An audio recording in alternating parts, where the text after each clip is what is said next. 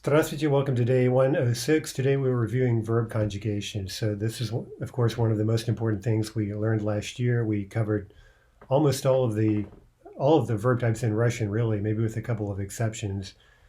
And so today we're first going to fill in a few blanks here and kind of test how much you remember, how many verb types you remember, and then we'll review more methodically.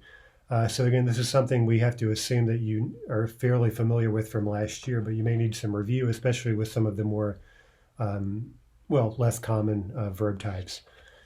Okay, so let's start with a painting, another Kustodiev painting called Moskovsky Traktir. And a traktir is kind of a traditional establishment, Russian tavern or something like that. And here we see some kupцы having tea, right? A kupiec is a merchant. So let's fill in a few blanks and tell about what's happening in this painting, including what the cat is doing. Okay, so you see, as usual, we've flagged these verbs by type, right? If you're new to this course, you'll definitely need to maybe take some extra time to figure out what these types mean.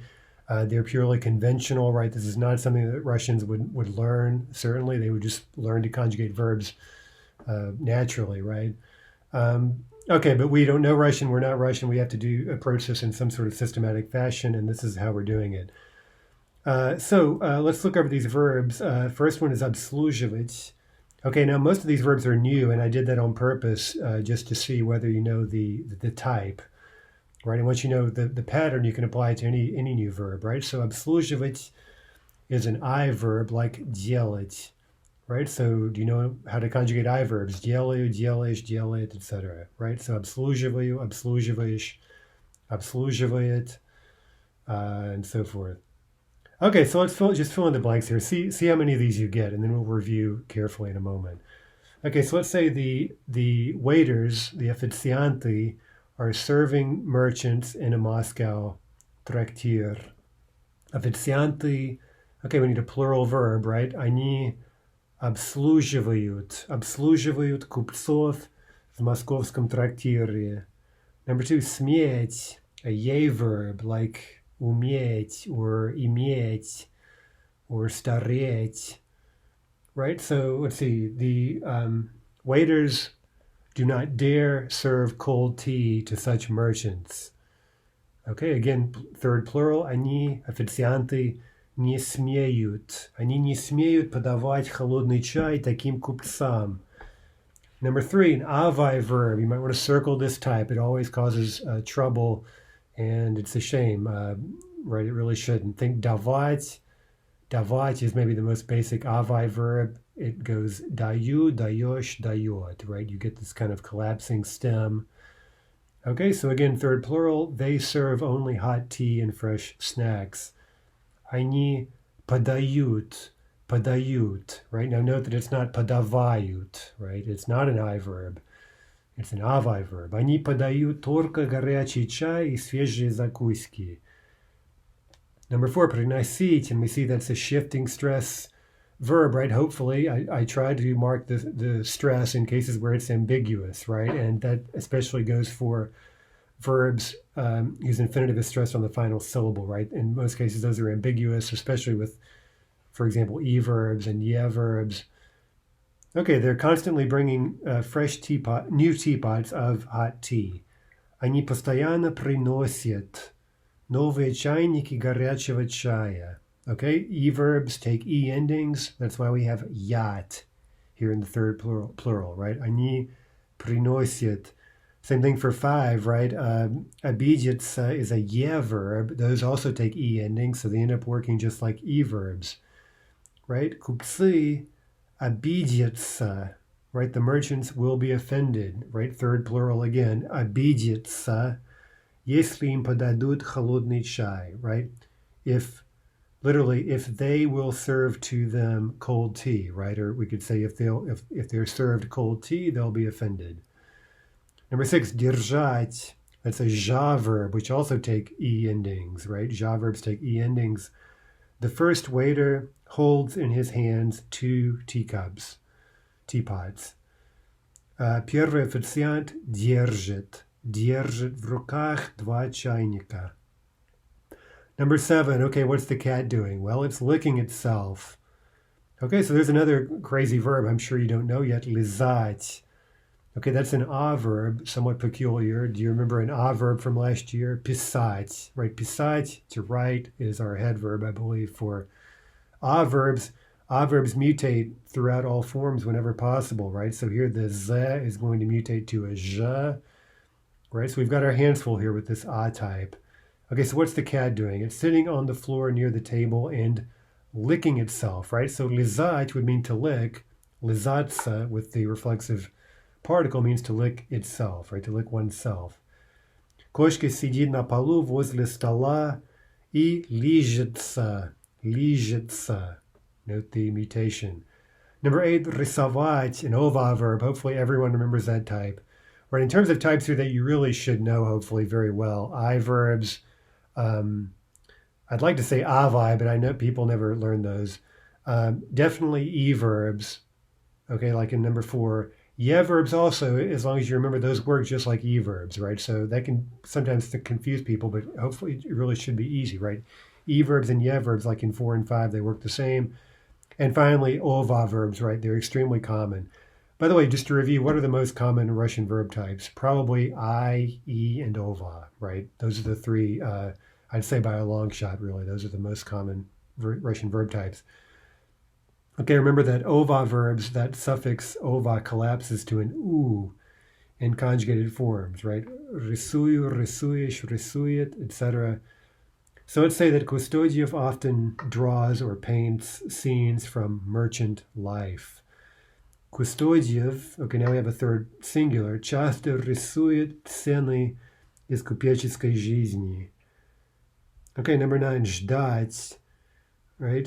To wait for or expect something. This is an NSA verb. That means non-syllabic stem plus a, right? That's how that infinitive was built. Okay, that's probably our trickiest verb type, right? That tag is the most sort of contrived in a certain way. But again, it does tell us something. These verbs are built of 2 syllables, right? Sorry, 2 consonants with no verb in. God, I'm having a time today of it.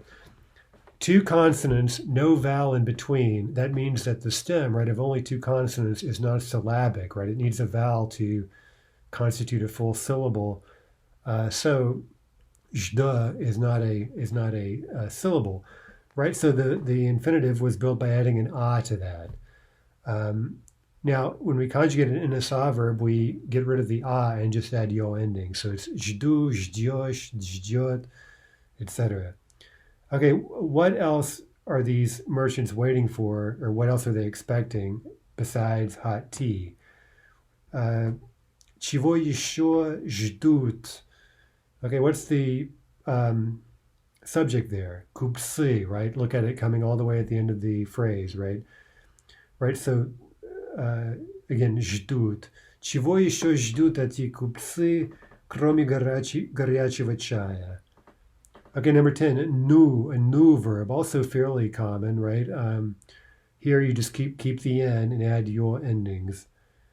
They'll soon return to work. There's always a lot of work. Они скоро вернутся на работу. Работы всегда много.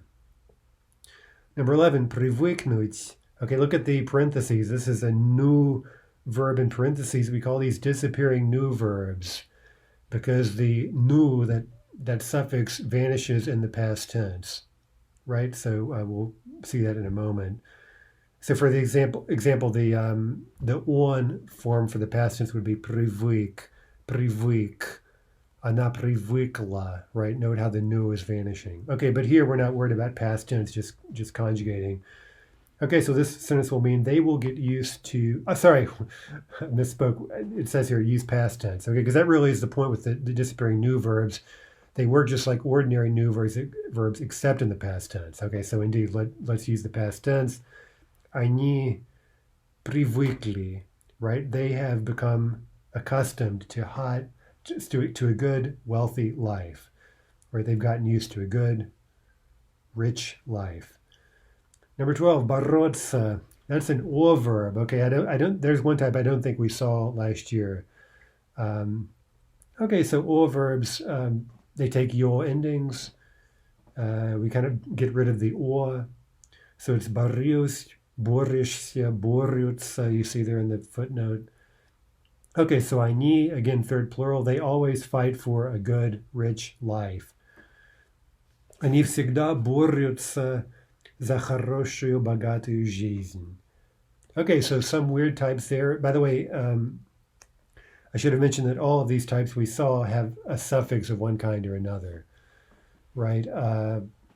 And that's really how we're naming them. That's where we're getting these tags from, is whatever suffix is added to create the verb, right? It could be a stem vowel like a, e, yeah, right? Or it could be an entire suffix like ova, I, ye, avai, nu, right? So anyway, those are suffixed verb types. Okay, let's turn the page and fill in a few more with non-suffix types. Now remember, by the way, if you refer to the master table at the back of the book, which hopefully you'll do a lot, right? As much as you need to. If you encounter a verb type you don't know, look in the back and review the pattern really quickly. The more you do that, the more ingrained it will become. Okay, so anyway, on the table, the whole bottom half essentially is made up of non-suffixed verb types. And that simply means that for all those types, first of all, they all take yul endings, and we're adding the yul endings directly to the root, right? There's no intervening vowel or suffix or anything like that. Okay, so in that sense, these verbs are all pretty easy and they all work more or less the same way. The only trick really is that for a lot of them, the final, say, consonant, or in some cases it could be a couple of letters, some final bit of information in the stem is not visible in the infinitive. And so we have to learn these, we have to tag them with usually that missing bit of information that allows us to form the stem and then go on and conjugate, right? But once we know the stem, these are actually usually really easy to conjugate. Okay, so let's start with the most simple example, žít. Hopefully you know that fairly well, right? We call that a verb because, again, essentially the stem is going to be živ, and obviously we can't know that just from looking at the infinitive. Okay, once we have the stem živ, we just add yol endings, right? So živu, živioš, živiot, etc. Okay, so apparently Moscow merchants live very well, or they very well live, right? Remember, the Russian word order can be very flexible. По-видимому, московские купцы очень хорошо живут. Okay, number 2, надеть, to put on a piece of clothing. We're calling this an in vowel because, again, that in is what's missing from the infinitive. Okay, они, third plural, они наденут свои шапки перед тем, как выйти из трактира. They'll put on their hats before leaving the tavern. Number 3, петь. Okay, we used that a lot last year. Пою, поешь, поет, right? So there we need to keep the pa and then add oi. Right, so not just a single consonant, but also a vowel here that we don't see in the infinitive. Okay, in the tavern, no one is singing. For that, there is a gramophone, right? Did you see the gramophone there? В трактире никто не поет. No one sings. Для этого есть граммофон. Okay, so никто, that's a third singular subject essentially, right? Никто не поет. Number 4, пить. We call that a soft sign verb, right? We keep the pe, we add a soft sign, we add the yul endings. Okay, Russians drink a lot of tea. Русские пьют, right? Pe, soft sign, ют, очень много чая. They drink a lot of tea. Что ты обычно пьешь, right? What do you usually drink, right? Again, pe, soft sign, ешь. Что ты обычно пьешь? Чай или кофе? Number 5. Okay, here's a really tricky one. Вытереть. That is look how we're writing that up. /r. Okay, what does the / mean? Well, we saw it before with those NSA verbs. It basically is telling us that the root of all verbs in this type is going to be non-syllabic. Okay, so when we see a / followed by another consonant, it's telling us that the root consists of some consonant plus an R. Okay, now here, the first consonant is always going to be visible, or at least almost always. Okay, so here we see that with the te, and then in this case, the second one, the er, also is visible in the infinitive. But again, the infinitive isn't very helpful in telling us how to conjugate, right? Is it vyteriu or vyteriosh or something? No, because our stem for conjugation is going to be non-syllabic, right? We're going to drop the ye and keep simply te, er. Okay, so fairly tricky. Официанты сначала помоют посуду и потом blank ее полотенцем. First, the waiters will wash the dishes and then dry them off. Of course, in Russian, the посуда is singular. They'll dry it off with a towel. Okay, so они is our subject, right? Third plural. Официанты вытрут. Right, they will wipe off. Вытрут. Number 6, начать. Okay, again, non-syllabic stem.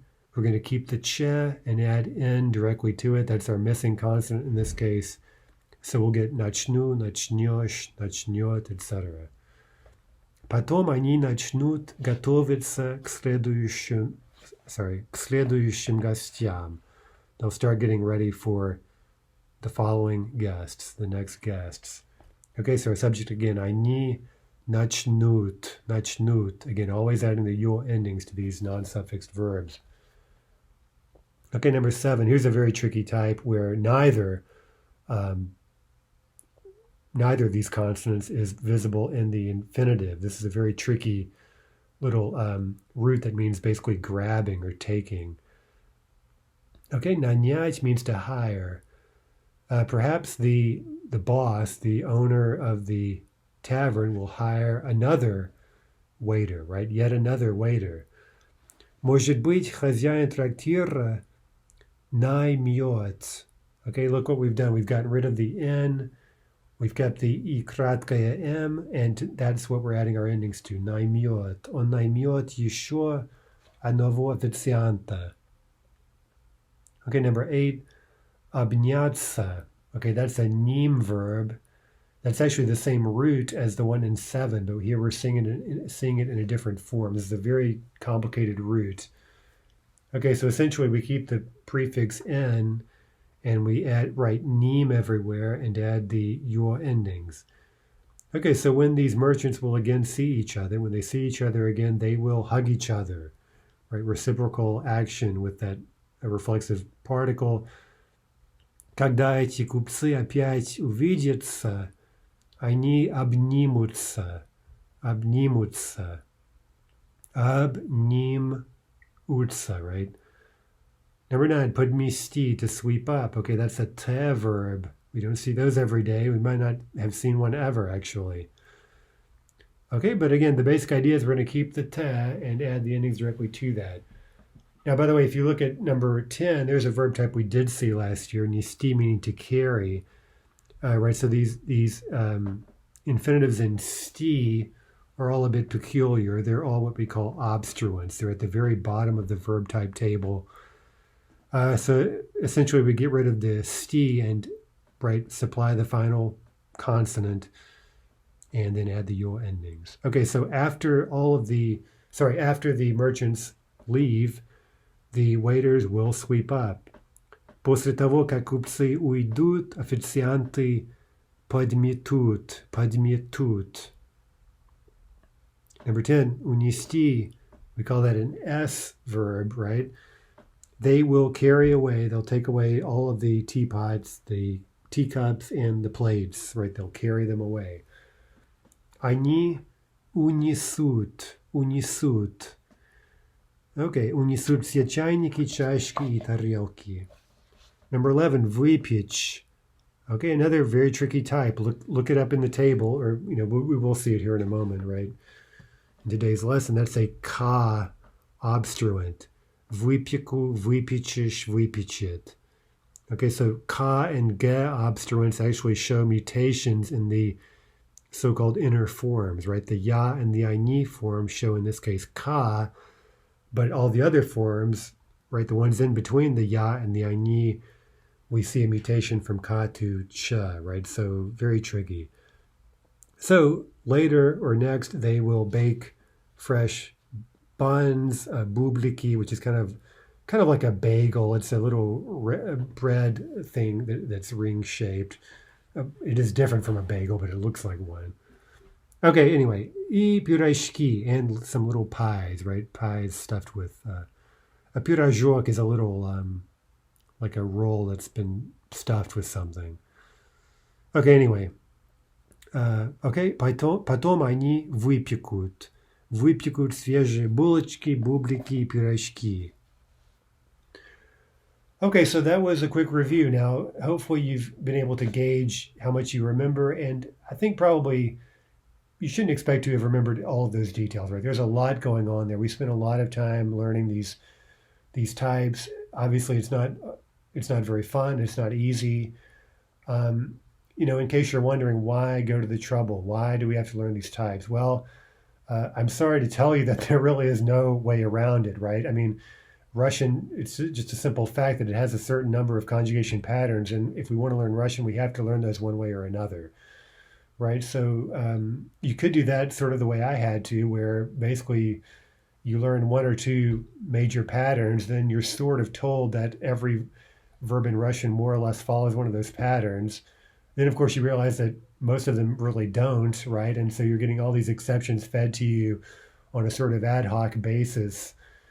And it takes years and years and years to kind of pick up on these patterns yourself. Okay, so we're doing this rather systematically, and I hope in the long run, again, if you keep up your Russian studies, this will prove very efficient in the long run.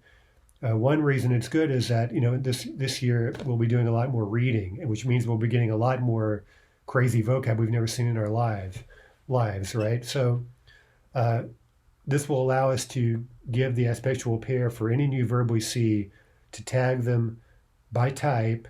And again, hopefully you know the type, you could conjugate this new verb you've just learned. If you don't know the type, you can look up the table in the back of the book. Maybe it's some crazy type. Maybe you just don't remember. Maybe you want to check yourself. And you can use that as a reference, right? Okay, so let's, I'll try to go through the rest of this lesson fairly quickly, because I don't want to rehash every last detail. You can, if you need to, you can read through the text very carefully. Let's just, again, review all the types. We're going to basically go through the entire table bit by bit, right? So this is one way to kind of start approaching the verb table that, again, is in the back of the book for reference. Okay, let's first review something very, very important. We already mentioned it. There are only two sets of endings in Russian, right? Your endings and e endings. Okay, which verb types take e endings? Only three. I hope I'm not confusing this. Maybe I'm leaving something out. I don't think so. E verbs take e endings. That's a major verb type that we should definitely know. Ye verbs take e endings, right? They work just like e verbs.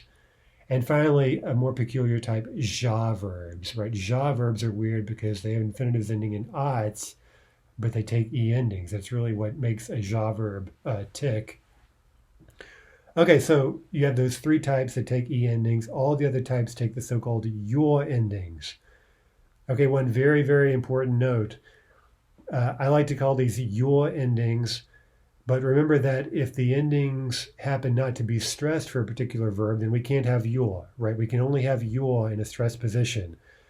So if, because of the stress pattern, the stress is not on the ending, then we're not going to have your, we're going to have yeah, right? That's just a universal rule in Russian, right? So keep that in mind, right? We call these your endings, but we may, depending, like to think of them as yeah endings, right? If the endings are not stressed. Okay, finally, we have to worry about mutations, right? Certain verb types, by definition, show mutations in certain forms, right? For example, e verbs mutate in the ya form only, whenever a mutation is possible. A verbs, as we saw, mutate in all forms if a mutation is possible. Right, so here on page 24, here is a summary of all of the mutations. Remember that labials, what's a labial? Like ba. A labial is a consonant that's made using your lips, right? So B, right? Well, b, right? To make a b, you have to use your lips. If your lips are involved, then yes, that's a labial. So there are other labials like p, v, and a few others, right? Okay, so we'll watch out for those labials. They mutate by adding a soft L. Okay, let's start out with a few consonant stems, meaning stems that end in a consonant. And again, we're looking first at suffixed verbs. That means these are all these types that have had some kind of a suffix added to them to create the verb in the first place. And by the way, that explains why they're following a certain pattern, right? They all share the same suffix. Then that means, in turn, they all take the same endings, and they're all going to look exactly like each other, right? Okay, so review these, right? I don't want to read through all the forms, but we have I verbs like chitать, right? Chitayo, chitayish, chitayet. I'll just read the first three, maybe. We have ye verbs, right? Like umieć or staretь, right? For example, stareju, stareyish, stareyet. And finally, avai verbs, right? Only three basic verbs: giving, knowing, and standing, right? Basically, we have these three verbs. Now, only the first one, davat, appears without a prefix, right? So davat can appear without a prefix as davat, or it can have all sorts of prefixes added to it. The second two, znavat and stavat, have to have a prefix. They don't appear anymore in modern Russian without a prefix. Now, once we start adding prefixes regularly, we'll see that there are quite a few of these verbs, right? But again, in terms of just basic verbs, there are only three avai verbs in Russian. And here they are, right? So again, remember davat as your main verb, dayu, dayosh, dayot, right? That's the pattern. Okay, so now let's just drill ourselves, right? Can we spit out the three basic forms? Let's give ya, ti, and then for good measure, let's give the I-ni form as well, right? The third plural. Okay, отвечать. Okay, hopefully I verbs you know, right? Я отвечаю, ты отвечаешь, они, right? They, third plural, отвечают. Another one, I, reflexive, заниматься. Я занимаюсь, ты занимаешься, они занимаются. Remember, the reflexive particle will never affect the conjugation pattern, right? We're simply adding it on to whatever form of the verb we're using, right? So we conjugate, then we simply add the sia. Number three, успеть. Okay, there's a ye verb, right? That means to get something done in time. Я успею, ты успеешь, они успеют. Number four, краснеть. Okay, same pattern. Я краснею, ты краснеешь, они краснеют. Number five, подавать. Okay, now we have one example each with the three basic avai verbs. You might want to circle this. Again, these are really important types that tend to be neglected by students. Okay, remember these are basically collapsing stems, right? We lose the ava. It just vanishes, right? Or the va, I should really say. Right? And so we get я подаю, ты подаешь, они подают. Okay, that va has just vanished. Number six, to admit. Okay, and we see again that znavать, that basic verb lurking there. Я признаю, ты признаешь, они признают. Okay, now again, some of these verbs we're not really using yet, but that's not really the point here, right? We're just trying to drill the patterns. Okay, 7, уставать, to grow tired, to get tired. For example, I'm getting tired would be я устаю, ты устаешь, они устают. Okay, vowel stems that take E endings, right? Remember, there are only three types that take the E endings. So this is, in terms of review, this is a really important thing to note, right? E verbs, ye verbs, and the somewhat unusual ja verbs. Right, now remember that E verbs and ye verbs will show a mutation in the ya form only, provided that a mutation is possible, right? And that means provided that whatever the final stem consonant is, right, that it can mutate, right? Now, again, if you need reference, look at the list on page 24. Those are all of the mutations in Russian. Okay, now look quickly. So, for example, look at ответить, right, to answer. Отвечу, there's the mutation. Ответишь, ответит, etc. No more mutation, right? Only in the ya form. And then again, for these, note very carefully the third plural, ответит, right? There's that, again, e endings. In the third plural, we get yat or at if the spelling rule intervenes. Okay, let's try a few of these. Заплатить, shifting stress, we have to mark that, right? We don't know from looking at the infinitive. Я заплачу. Okay, now we get the shifting stress, right? Jumping backwards. Я заплачу, in stress, mutation. Then it shifts backwards, no more mutation. Ты заплатишь, они заплатят. Okay, готовить. Okay, now look at this infinitive готовить. It's stressed on the stem already in the infinitive, so we know that this is going to be stem stress, right? We don't have to mark this according to stress pattern. Okay, we also have a labial, right? So we need to add a soft L in the ya form. Я готовлю. Ты готовишь, они готовят.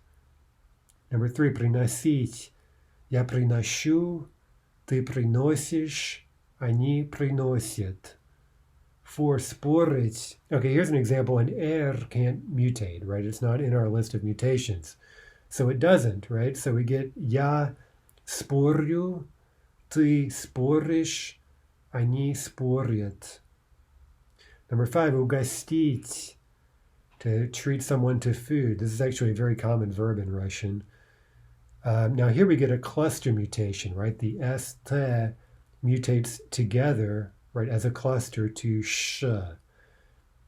Right? Я угощу, ты угостишь, они угостят. Number 6, a ye verb, увидеть. Okay, so mutation in the ya form. Я увижу, ты увидишь, они увидят. Number 7, обидеться, to get offended. Again, mutation in the ya form. Я обижусь. Don't forget the reflexive particle. Ты обидишься, они обидятся. Number 8, держать. Okay, a ja verb. Remember, the key with them really is just to remember they take e endings. By the way, the ja can stand in for any hushing consonant or any краткое, right? So you may have noticed you have two little variants in the table just for reference, right? One ending in a hushing consonant like ja, and another with its stem ending in и краткое. Okay, so я держу, ты держишь, они держат. Most ja verbs show shifting stress. Anyway. Okay, on page 26, we're using kind of some fancy technical terms here that you don't really need to know, but next let's look at vowel stems that take the yo endings. Now remember, we've just seen the 3 types that take e endings. There are only 3 of them, so it would be really great to file that away, right? And remember that the vast majority of Russian verb types take yo endings, including all the rest on page 26, 27. Okay, so we're marching down the table, and now we're looking at, again, vowel stems, right? So these are stems of types that take yo endings that happen to end in a vowel, right? Like ova, right? Nu, right? So it could be a stem vowel like or an entire suffix like ova. Okay, it doesn't really matter. Again, we're just grouping these if we were grouping them kind of by various features. Okay, but the main thing is, of course, the patterns. Okay, I don't want to read all these out, right? There's a lot of review. Let's just go to the exercise, right? Лизать. Okay, a verb, right? An a verb is going to mutate everywhere if possible, and it usually is possible with a verbs. And, right, usually they're shifting stress, but anyway. Okay, so я лежу, right, mutation. Ты лежишь, shifting stress, right? It's shifting backwards on all the remaining forms. Лежут. Number 2, another a verb, right? Описать. Я опишу, ты Опишешь, они опишут. Right? So that's a prefixed form of писать, which we learned last year, certainly. Number 3, rvать. Okay, there's an NSA verb, again, not too common, but we've got two consonants followed by a. V, that's our stem. We're going to keep that and just add yo endings. Я рву, ты рвешь, они рвут. Okay, number 4, протестовать. Ова verb. Hopefully you know that one well. Я протестую, ты протестуешь, они протестуют. Number 5, плевать. That's what we can call a native ova verb. There aren't a whole lot of those in Russian, right? Most ova verbs are borrowed verbs, right? Borrowed from other languages. Okay, anyway, this one is a bit funny. Я плюю. Плюю, right? We have a soft stem actually. Плюю, ты плюешь, они плюют. Okay, so you can refer to the table there. That's a tricky spelling, a rather unusual verb. I put it here really just for, I don't know why, just for the sake of being complete. Okay, number 6, colloids. Okay, again, another very unusual type that I don't think we've seen at all. Okay, so maybe not worth, keeping yourself up at night learning all verbs, but again, we want to now survey all the types and at least have them on our radar. Okay, colloids. Okay, that's going to be колю, колешь, колют. Right? It means to split, like if you're chopping wood and splitting the wood or whatever. Okay, number 7, икнуть. Okay, there's a nu verb, right? Икну, икнешь, икнут. Right? I'll hiccup, you'll hiccup, they'll hiccup. Okay, now we have non-suffix stems. Again, this is the whole bottom half of the table. Right, and we've talked already about what they have in common. They end with some kind of consonant, or in some cases 2 letters. Often it's not visible in the infinitive. So that makes all of these a little bit tricky. And these verbs are probably the kinds of verbs you're going to be referring to the table to check, right, rather often, right? Some of these are very, very confusing, very tricky. You have to get used to the pattern. Okay, anyway, remember they all take yo endings. Okay, let's start with, in 106F with plete. Okay, that's a verb. Okay, so again, generally we're just tagging it by the missing piece of information. We need to supply that and add yo endings. So keep that in mind as we go through these types, and I think you'll pick up on the more general pattern, and you'll see that these maybe aren't quite as bad as they seem.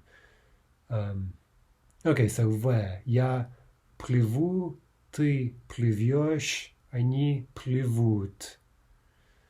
Number 2, одеться, meaning to dress oneself. Okay, this is an N verb. Я оденусь, right? Одену, and then we add the particle on at the very end. Я оденусь, ты оденешься, они оденутся. Number 3, to get undressed. Okay, same verb essentially, but with a different prefix. Я разденусь, ты разденешься, они разденутся. Number 4, петь. Okay, я пою, ты поешь, они поют. Okay, note the spelling there. We call that an oi verb, but of course when we start adding the endings, the и краткое itself is going to disappear. We don't need it anymore, right? Think if we take poi and add u to it, we end up with пою. Then when we add yosh, we get поешь, right? We don't need the и краткое anymore. Okay, number 5, лить. Okay, a soft sign verb. Я лью, ты льешь, они льют. Okay, so L, soft sign, and then our endings, soft endings. Number 6, убить. Okay, another soft sign verb. Я убью, ты убьешь, они убьют. Okay, some more types, right? All of these are non-syllabic roots, with the exception of neem verbs, which again is simply a variant of that и краткое M root. That's a very tricky type. You can see in the footnote there an explanation of that. Okay, so let's do just a few of these. These are tricky. They're not that common. Okay, вытереть, we looked at already. Я вытру, ты вытрешь, они вытрут. Okay, счесть. Okay, here we need to insert an o after the s. So again, that's another little wrinkle. Okay, so again, /t.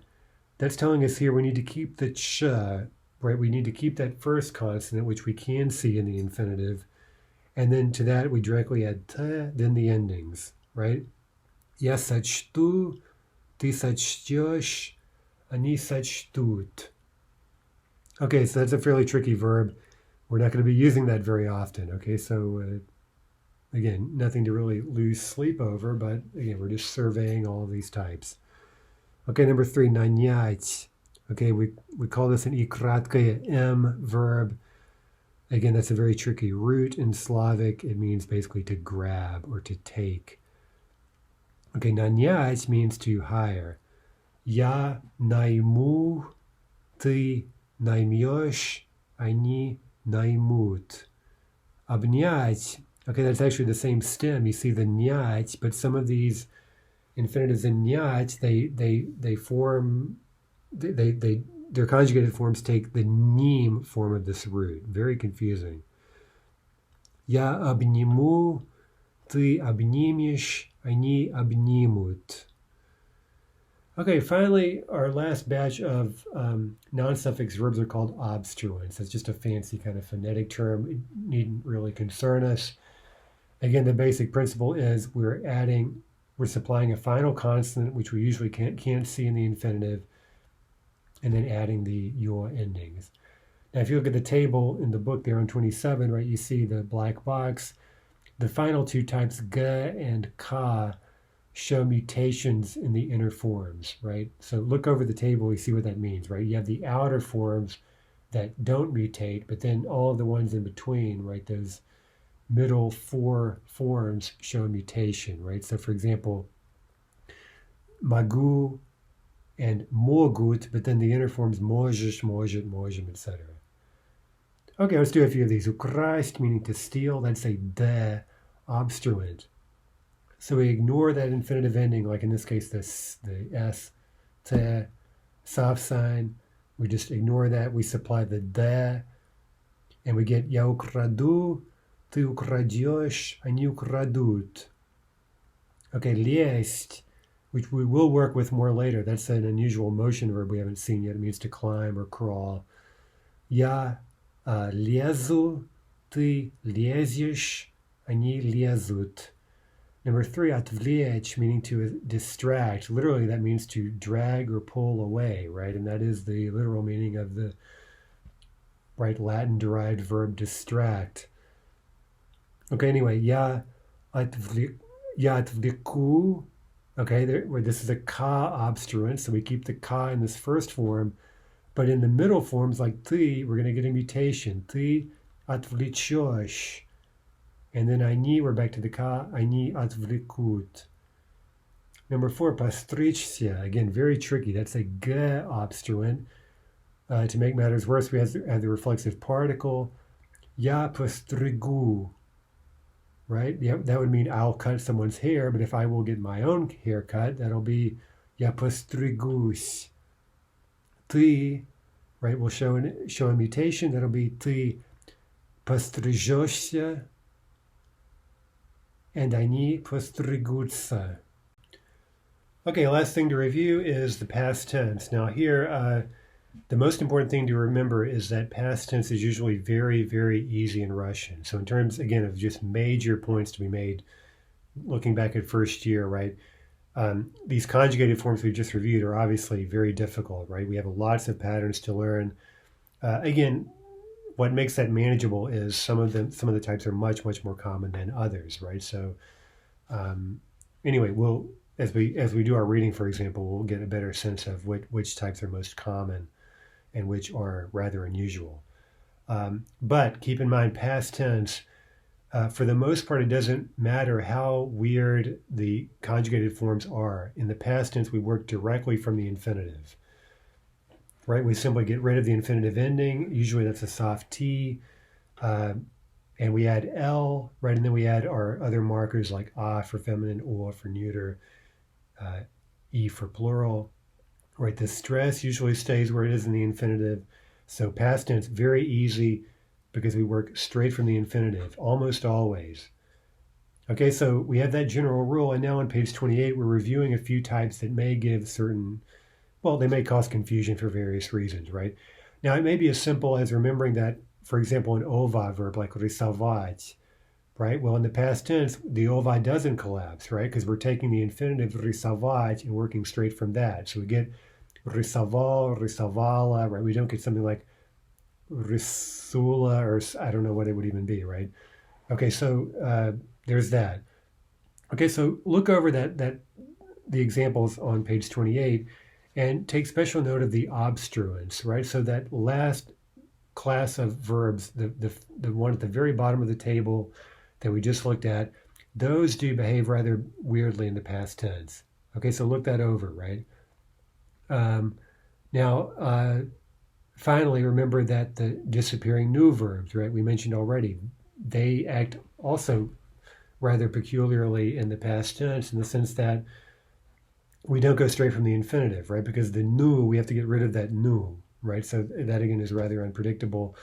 So we have to think of those disappearing new verbs separately, right? So for example, from привыкнуть, we get привык, она привыкла, они привыкли, right, and so on.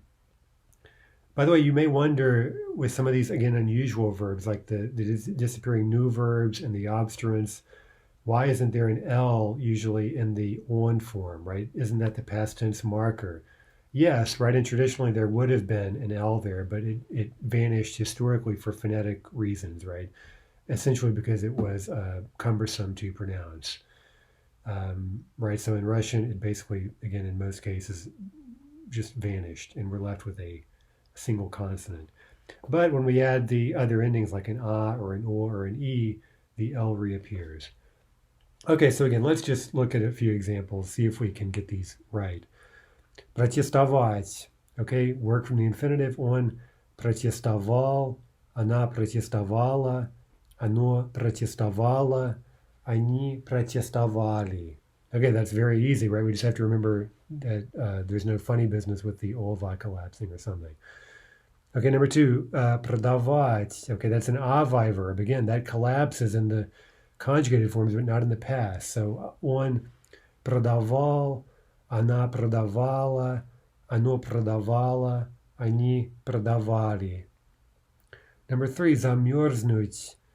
Okay, disappearing new verb. So we have to watch out. Он замерз, right? We just completely get rid of the new, no L, no nothing. Он замерз. Она замерзла, оно замерзло, они замерзли. Number four, okay, we didn't go over this just now, but you may remember the verb умереть, right, with those unusual past tense forms. This type just behaves rather oddly. Again, think of it as an exception. Okay, so following the умереть pattern, we get вытер, она вытерла, оно вытерло, они вытерли.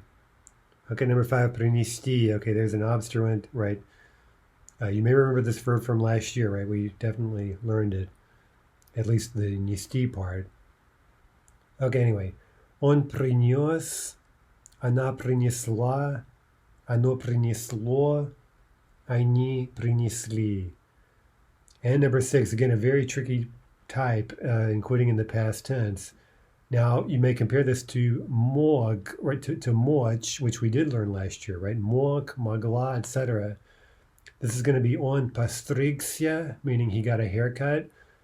Она постриглась, оно постриглось, они постриглись.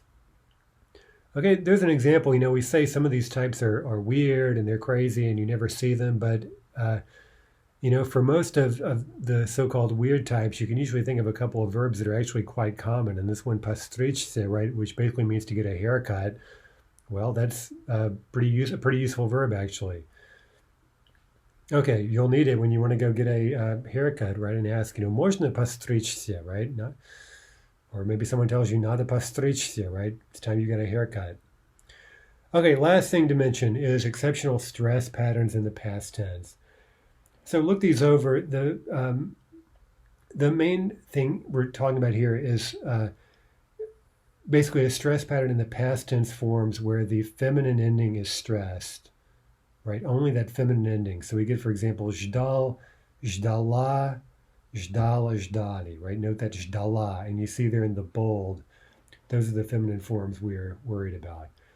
Okay, so that pattern is something to watch out for. It's not too common, but you do see it, especially with monosyllabic infinitives, right? For example, ждать, жить, пить, right? And then, of course, we do see there are other ones that aren't just one syllable that follow this pattern. Again, it's something to watch out for, but it's not terribly widespread. Another thing you'll see sometimes is stress jumping back in the past tense onto a prefix, like a verb we had last year, понять. We get понял, right? Понял, where it's stress jumping back onto the prefix, but then поняла, right? So there's that feminine ending getting the stress, then поняла, поняли, right? Everywhere else it's jumping back onto the prefix. Okay, so that's also rather strange. The verb for dying, right? Умер also follows that pattern. Он умер, она умерла, они умерли, and so forth.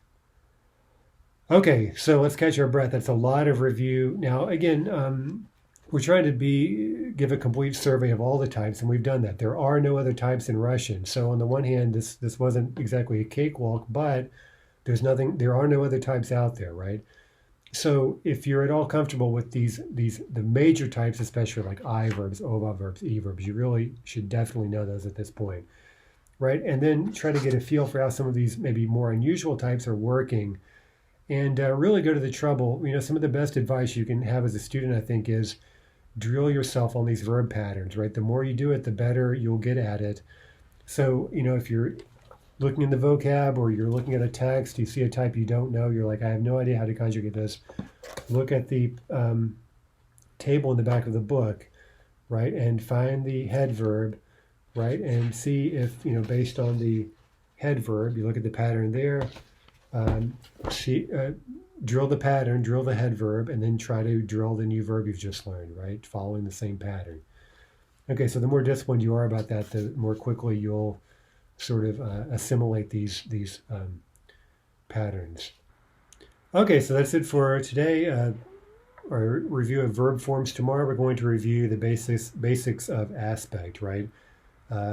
Again, that's another major topic we covered rather carefully last year. So tomorrow we're going to review the basics, and then very soon we'll move on to advanced aspects. So we're going to recapitulate this topic in a rather more sophisticated manner, and at that point we'll finally begin our new content in the course.